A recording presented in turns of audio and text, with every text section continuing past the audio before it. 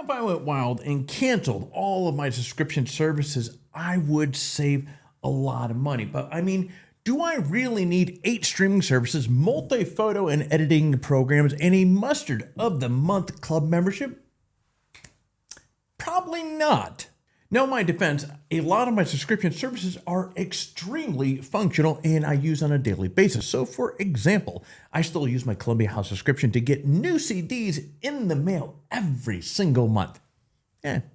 Just kidding. Apparently they only do DVDs now. But what does all the subscription talk have to do with photography? Well, Adobe, you know, the folks behind Photoshop, Lightroom, Premiere, and other programs being hot water with the Federal Trade Commission because of complaints that the process of canceling their services is too difficult.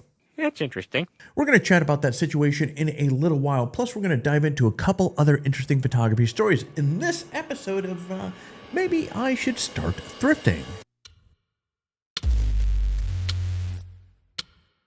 Now, Pentax, which is owned by Nikon, has dropped a little nugget of information about its plans in 2024. And surprisingly, those plans include the development of an all-new DSLR.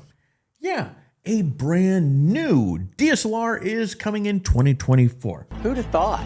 Well, to be fair, Pentax has been bucking the mirrorless trend for the last couple of years. And on one hand, they just announced 4 new film cameras that would be released in 2024. And on the other hand, well, they've already released a DSLR this year, K3 Mark III, with a version that only shoots black and white. So maybe we shouldn't be surprised that Pentax DSLR is coming next year. I mean, after all, that is the cheaper route rather than going out there and developing and researching and coming up with a mirrorless line. So yeah, we shouldn't be surprised. Now the question is, what will this new camera be? Now Nikon has confirmed that the new camera will be the Pentax K1 Mark III. It will be a full frame flagship DSLR to replace the current Mark II version, which was released back in ancient times of 2018. Now, Nikon hasn't confirmed any of the specs for the new camera though, but the Mark II version it would replace has features like a 36.4 megapixel sensor, ISO sensitivity to 819,200, and a phase detect autofocus system with 33 points, 25 of which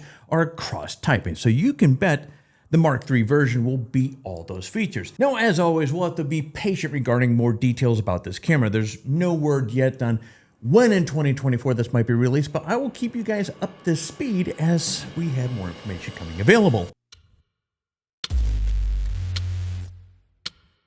Now, to no surprise, Pentax isn't the only company with new cameras in the works for the new year. Rumors are swirling that Sony could unload a few new cameras, which, again, not a big surprise. Perhaps as many as 5 in 2024. Now, these cameras are not confirmed, but there are plenty of rumors about the new E-mount vlogging camera, the A7S IV, and a new flagship Sony A1 II. Now, the new FX camera is also rumored to be in the works as well. Now, rumors suggest a new E-mount camera would be released towards the end of 2024. Now, this camera would likely be focused on video. It's expected this camera would join the Sony vlogging line, opposed to being a new model in the A6000 range of cameras. Now, as for the potential A7S IV, it's definitely time. Think about it, the A7S III, this was released 4 years ago, so it's a bit long in the tooth. However, Sony's FX lineup, which is rumored to have a new edition coming in 2024, has taken on some demand away from the A7S family of cameras. So the A7S IV might be the least likely of these rumors to come true.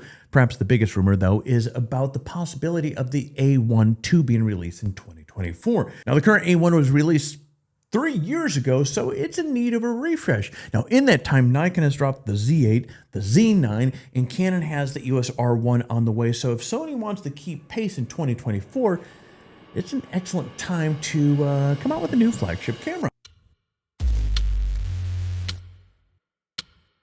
Now, if you're like me, you use Adobe products to edit your photos. And if you're like me, you're probably aware that Adobe's cancellation process, which is not good to say the least. So if you sign up with Adobe product like Photoshop, for example, you have to cancel within 2 weeks of signing up to get a full refund. Now, if you happen to miss that deadline, your payment is non-refundable. Now, other companies offering digital products like Netflix, for example, don't have a cancellation fee at all, which makes Adobe's policy even that much more frustrating. Well, the Federal Trade Commission doesn't like Adobe's policy either. Now, in a recent filing, Adobe acknowledged that it has been cooperating with the FTC regarding a civil investigation that launched back in July of 2022. Now, about a week ago, Adobe noted that the settlement over the issue could incur significant monetary costs or penalties. What those penalties might be is, it's not known. But for what it's worth, Adobe maintains that its practices comply with the law and are currently engaged in discussions with the FTC staff. Now, Adobe has warned its investors that penalties from the FTC could significantly impact the company's bottom line.